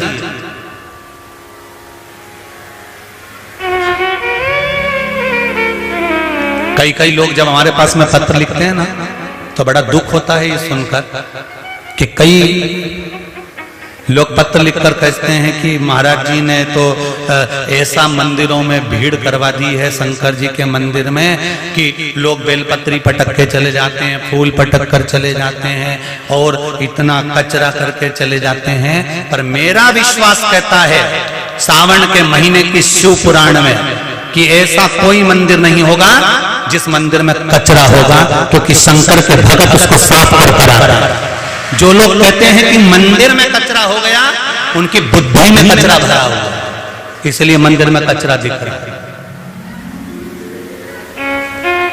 कई लोगों के पत्र आते हैं, हमें सवेरे 5 बजे से मंदिर खोलना पड़ता है, रात को 10 बजे तक भीड़ लग जाती है इतनी। अरे तो पहले अंदाजा लगाओ कि शिव मंदिर में कोई नहीं आता था, तो तुमको सोचना था कि शंकर के मंदिर में कोई आता नहीं है। आज तो ब्राह्मण हो चाहे संत हो, नगाड़े बजा बजा कर कहना चाहिए कि मंदिरों में भीड़ बढ़ गई।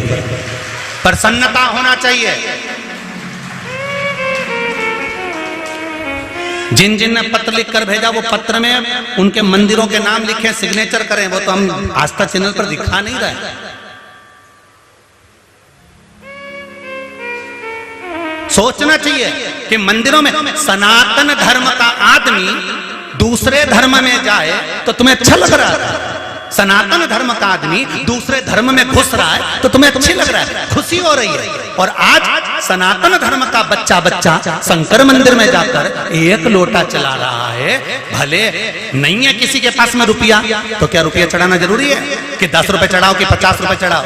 एक ने पत्र में लिखा है कि पंडित जी को बोलो सीओर वालों को कि जितने लोग दर्शन करने आए उनसे कहो कि यहाँ पर 10 रुपए चढ़ा कर जाओ। काहे को बोले सीओर वाला महाराज? नहीं है किसी की कैपेसिटी चढ़ाने की, नहीं है किसी के पास धन चढ़ाने का। जरूरी है कि 10 रुपए चढ़ाएगा कि 50 रुपए चढ़ाएगा? 1 लोटा पानी लेकर अगर सनातन धर्म का कोई व्यक्ति शंकर मंदिर जा रहा है तो आज सनातनी जाग रहा है, दूसरे धर्म को ठोकर देकर अपने धर्म में आ रहा है। तुम्हें खुशी होना चाहिए, मंदिर में नगाड़े बजाना चाहिए, मंदिर में ढोल बजाना चाहिए, आतिशबाजी चलाना चाहिए कि सनातनी फिर जाग गया और शंकर मंदिर में आकर खड़ा हो गया। और तुम रो रहे हो कि हमें सुबह 5 बजे से मंदिर खोलना पड़ता है, तो 10 बजे तक खोलना पड़ता है। मेरा विश्वास कहता है ऐसा कोई मंदिर नहीं जिसमें भक्त सफाई नहीं करते होंगे। बोलो रीजी सही है कि गलत है? एक शंकर के मंदिर में लोग जाते हैं तो सफाई कर कर आते हैं। अगर माताओं के पास में कुछ नहीं रहता तो अपने रुमाल से सफाई कर देती, पर करती है मेरी बहनें। बेलपत्री जितनी पड़ी होती है, पहले बेलपत्री का रोना रोते थे कि कचरा पटक गए, अब तो जो जाता है वो बेलपत्री उठा के लिया था, खा जाता है, छोड़ता ही नहीं है। अरे सुधर जाओ रे, और नहीं सुधरो तो सिधर जाओ रे, थोड़ा तो सुधरो।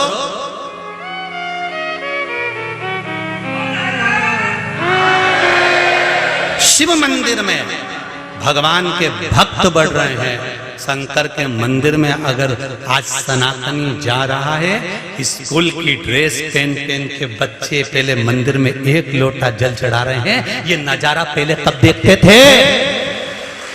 पहले कब देखते थे तुम्हारा ये नजारा कि एक स्कूल की ड्रेस पहना हुआ बच्चा शंकर के मंदिर में जा रहा है? ये नजारा कभी देखने को मिला? घर की बहुएं लोटा लेकर मंदिर जा रही, ये नजारा कभी देखने को मिला? घर का व्यक्ति पुरुष मंदिर में जाकर लोटा भर के पानी चढ़ा, नजारा कभी देखने को मिला? नहीं। ये नजारा आज अगर देखने को मिल रहा है तो समझ लेना कलयुग नहीं, शिवयुग चल रहा है, और शिवयुग ही एक आनंद करा सकता। उसके बाद भी रो, उसके बाद भी अगर रोना रो, किसी और वाला महाराज ने कचरा करा दिया तो रोते रहो जिंदगी भर। हम नाम नहीं बोल रहे हैं, और ना हम गांव का नाम बोल रहे हैं, ना मंदिर का नाम बोल रहे हैं, ना महाराजों का नाम बोल रहे हैं। ढेर भेजा है, ढेर।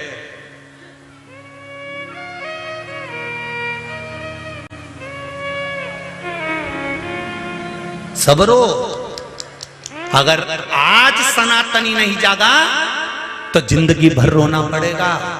दूसरे लोग तो तैयारी में बैठे हैं कि 60 साल में ये 2060 आएगा और एक एक सनातनियों को हम दबाकर अपनी सत्ता स्थापित कर देंगे। पर वो तो मेरे शंकर का गुणगान गाओ, जो ये शिव महापुराण की कथा मिल गई, जो वापिस सनातनी जाग गया। गुणगान गाओ शंकर जी का, मेरे महाकाल राजा का, मेरे विश्वनाथ का। उसका स्मरण करो, उसकी भक्ति को धारण करो।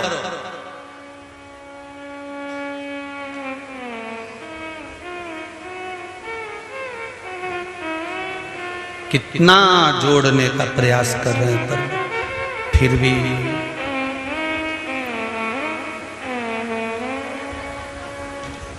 पशुपति व्रत माताएं करने आती हैं, प्रसाद छोड़ के जाती हैं। उस प्रसाद को इकट्ठा कर लिया करो, बच्चों में नहीं बटे, बड़ों में नहीं बटे तो गौ माता को दे दिया करो। जो, और ऐसा तो नहीं होगा कि 1-1 किलो छोड़ के जाती होगी। इतनी भी धर्मात्मा कहीं की नहीं रहे। लाती भी होगी तो 1 कटोरी, 2 कटोरी, 3 कटोरी, इससे ज्यादा कहीं लाए।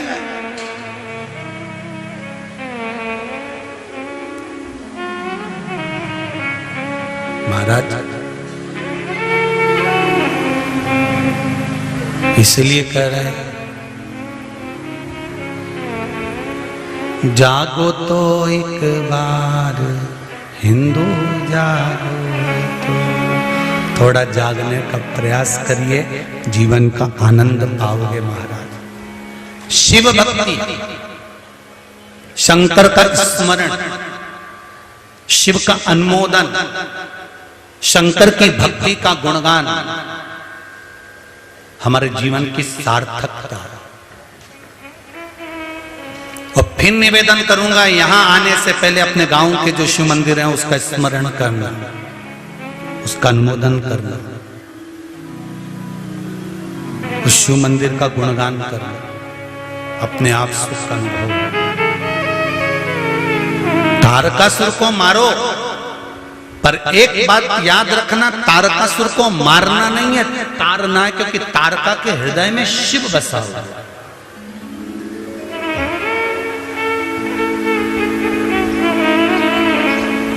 तारका के हृदय में शिव बसा हुआ। भगवान कार्तिकेय जी ने जाकर तारकासुर का संहार किया। संहार नहीं था, शिव ने कृपा कर कर तारकासुर को तार दिया। वो जो बाण छोड़ा गया था वो तारकासुर के हृदय को नहीं लगा, वो तारकासुर के शरीर में लगा। तो शरीर में जहां पर बाण लगा, तारकासुर के उस पूरे शरीर में शंकर ऐसा रमा हुआ था कि शंकर भगवान के नेत्र खुल गए। और नेत्र खुले और खुलते से ही शंकर जी को स्मरण आया कि मेरे तारका को किसी ने बाण छोड़ा। बहुत ध्यान देना, 3.5 करोड़ रोम छिद्र मनुष्य के शरीर में है। 21,600 श्वास मनुष्य के शरीर से प्रतिदिन निकलती है, प्रतिदिन। प्रत्येक श्वास में तुम अगर भगवान का भजन कर रहे हो तो जिस श्वास को भगवान ने आखिरी बनाया है उस श्वास में भी भगवान का नाम आ गया, भगवान का स्मरण आ गया, तो तुम्हें लेने के लिए यमराज नहीं आएगा, तुम्हें लेने के लिए यम नहीं पहुंचेगा, तुम्हें लेने के लिए नंदी पर चढ़कर देवाधिदेव महादेव ही पहुंचेगा, कोई दूसरा नहीं पहुंच सकता। कौन पहुंचेगा? वो पहुंचेगा शिव ही, कोई दूसरा नहीं। शिव कथा कर रहे, भगवान शंकर का गुणगान कर रहे, शिव स्मरण कर रहे। तारकासुर के शरीर के एक एक रोम में शंकर समाये हुए हैं, शिव समाये हुए हैं।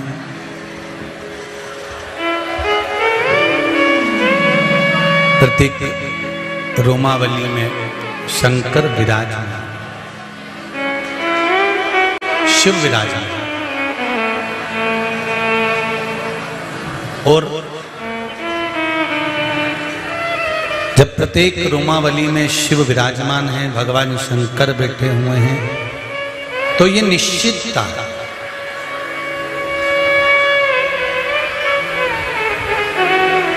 कि शिव तारकासुर की एक एक रोमावली में विराजमान है, एक एक रोम रोम में विराजमान है।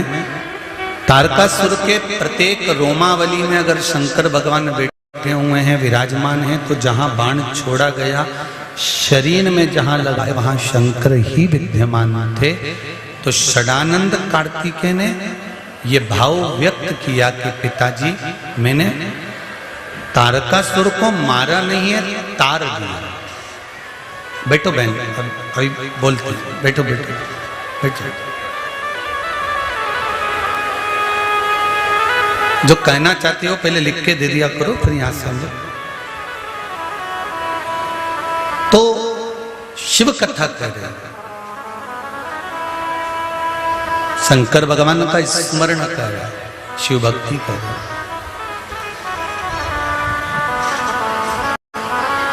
तारकासुर मरा नहीं, उसको तार दिया। जो शंकर भगवान की शरणागति में आकर बैठ जाता है, जो शिव के चरणों में आकर बैठ जाता है, वो प्राण छूट भी जाए तो वो मरा नहीं है, शंकर के धाम चला गया। कहाँ गया? शिव धाम। और जन्म मरण के चक्कर से छूट गया, जन्म मरण के चक्कर से उसकी मुक्ति हो गई, फिर वो जन्म नहीं लेता।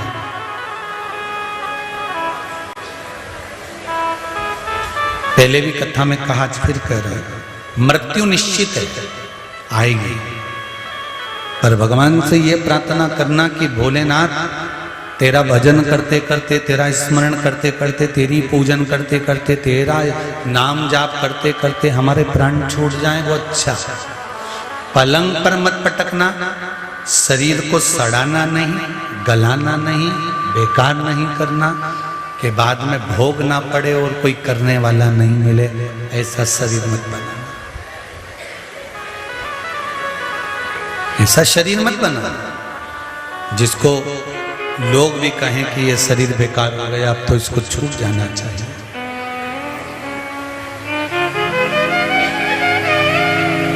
समय आया, तारकासुर के 3 पुत्र तारकाक्ष, विदुम्माली, कमलाक्ष, तीनों को मारने के लिए भगवान शंकर ने पशुपति नाथ का रूप धारण कर, पशुओं के देवता बनकर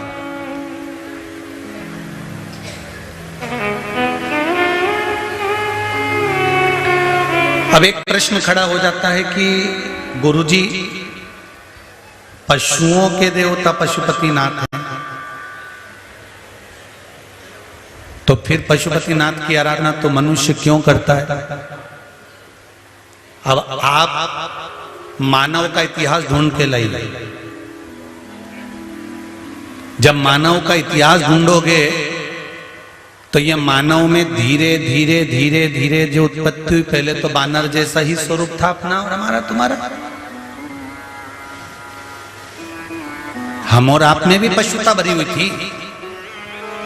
आज भी पशु के दो लक्षण मानव में से समाप्त नहीं हुए, एक काटना, दूसरा नोचना। ये पशु के दो लक्षण हैं जो मानव में से आज भी समाप्त नहीं हुए, काटना और एक नोचना। इन नाखूनों से नोचा जाता है।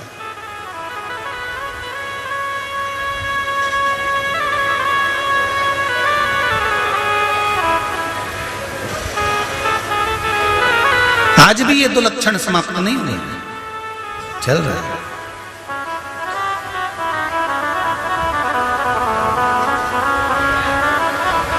अब लोग कहें कि पशुपतिनाथ तो पशुओं के देवता हैं, फिर मनुष्य का क्या वर्णन। शिव महापुराण की कथा कहती है ये मानव तो बाद में निर्मित हुआ, पहले तो पशुता के भाव से ही पशुता के ही रूप में निर्मित था। वो तो धीरे धीरे धीरे धीरे धीरे धीरे मानवता का भाव जागृत होता चला गया। अग्नि प्रकट करी, फिर खाने का तरीका सीखा, फिर रहने का तरीका सीखा। पहले तो वस्त्र भी नहीं पहनते थे, फिर वस्त्र पहनने का तरीका सीखा। कुछ ना कुछ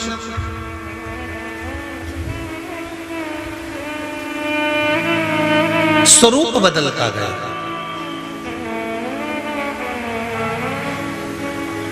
और आज भी आप शंकर भगवान के सामने जाओ ना, शिव जी को अगर नमन करो ना, तो शंकर भगवान से एक बात अच्छे से कह दिया करो कि हम ना तो मंत्र जानते हैं, ना हम तंत्र जानते हैं, ना हम साधना जानते हैं, ना हम व्रत जानते हैं, ना हमें रहना आता, ना खाना आता, ना हमें भजन आता, ना पूजन आता। वो तो तुम जैसा करवा रहे हो हम वैसा कर रहे हैं। हमारी पूजा अगर गलत भी हो तो भी उसको स्वीकार आपको करना है, और सही भी हो तो स्वीकार। हम नहीं जानते कि हमें क्या है। हम तो केवल आपकी निर्मल भक्ति को जानते हैं, केवल इतना जानते हैं कि सारी समस्या का हल एक लोटा जल। हम तो इतना जानते हैं कि आपके मंदिर तक आना सीख गए, फिर आगे आपकी मर्जी है, आप तारो कि मारो, ये आपके। अरे भाई, चांदी काली हो जाती है तो उसको सुनार के यहां ले जाया जाता है कि चांदी को उज्जवल कर दो। बर्तन काले हो जाते हैं तो ताम्रकार के यहां ले जाया जाता है कि बर्तन को उज्ज्वला कर दो। शरीर बेकार हो जाता है तो डॉक्टर के यहां ले जाया जाता है कि शरीर ठीक कर दो। और अगर मन बेकार हो जाए तो सदगुरु के पास ले जाया जाता है कि इसको ठीक कर दीजिए। इस मन का अगर कोई डॉक्टर है, इस मन को अगर साधने वाला कोई है, इस मन को अगर कोई स्वच्छ बना सकता है तो वो भगवान देव अधिदेव महादेव कर सकते। ये श्रेष्ठ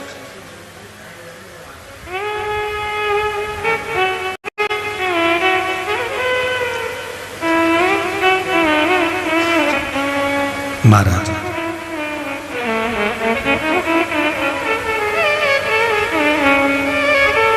शिव भक्ति कर रहे।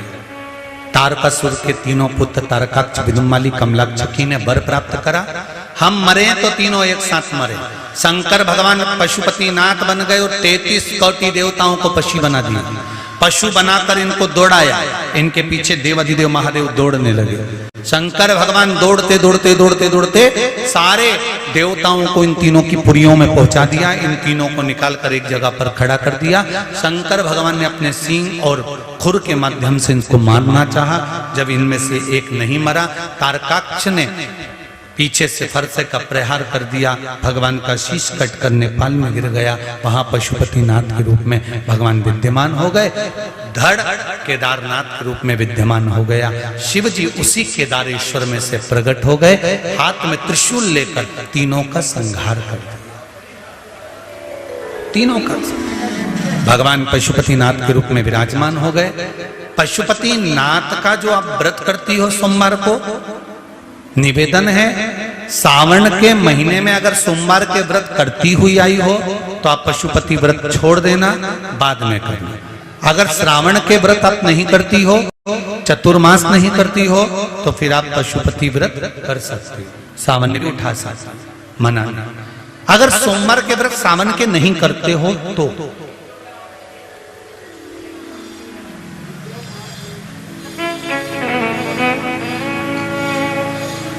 एक भाव पशुपति व्रत का जरूर स्मरण करें।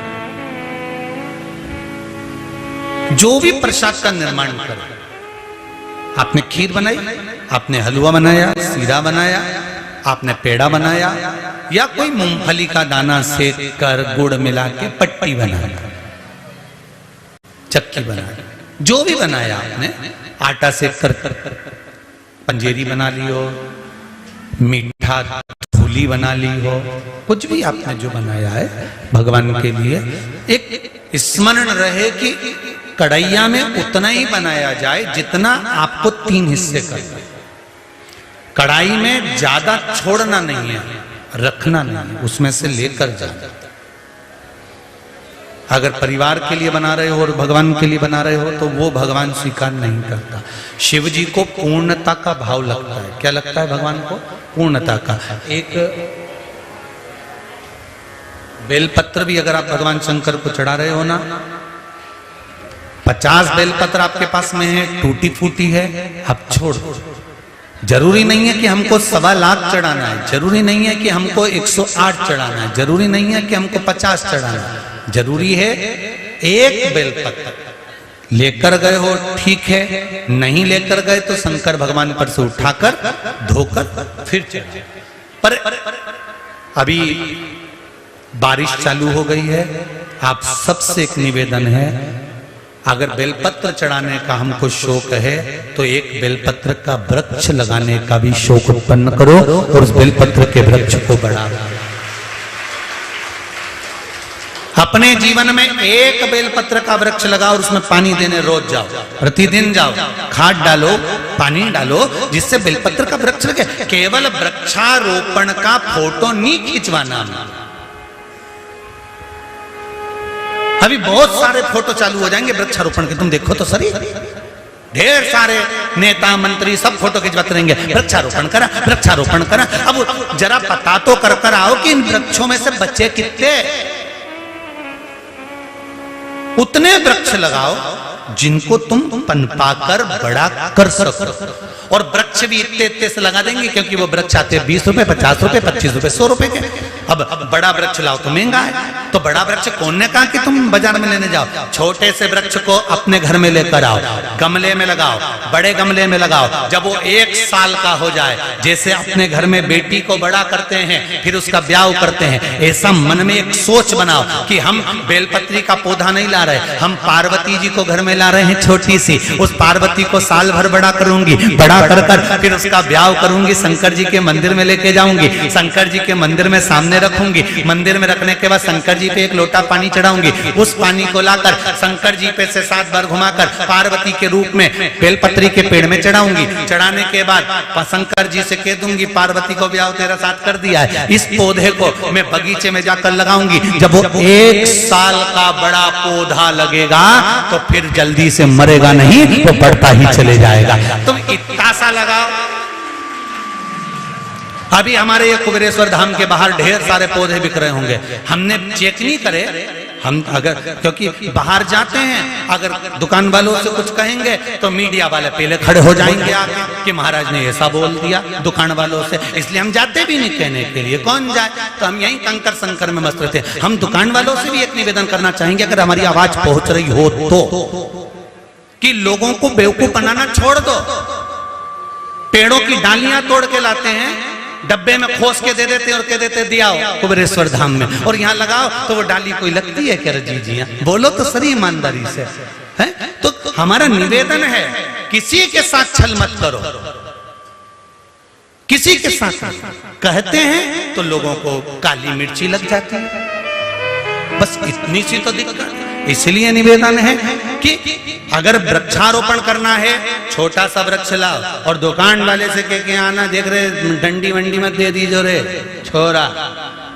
अपन भी जब छोरी का ब्याह करें, छोरा का ब्याह करें, सब देख के तो आए मुंडा मुंडा कैसी लगे हो, कहीं ऐसे ही हो जाए। तो अपन पौधा लाओ, छोटा सा लाओ, पहले उसको बड़ा करो, बड़ा कर फिर वृक्षारोपण करो, जिससे वो वृक्ष लगे तो अपने को लगे कि मैंने इतना बड़ा वृक्ष कर लगाया है, बगीचे में लगाया है, अब मरेगा नहीं, मैंने के आई हूँ कि पानी डालते रहेंगे, भले 15-20 दिन में जाके पानी डाल दूंगी पर उसको मैं बड़ा कर दूंगी। वृक्षारोपण करो, बेलपत्री का पौधा लगाओ, शमी के पत्र लगाओ, जिससे ये बेलपत्री हम रहें चाहे ना रहे, शंकर भगवान को उस डाली में से बेलपत्र टूट कर चढ़ती रहे।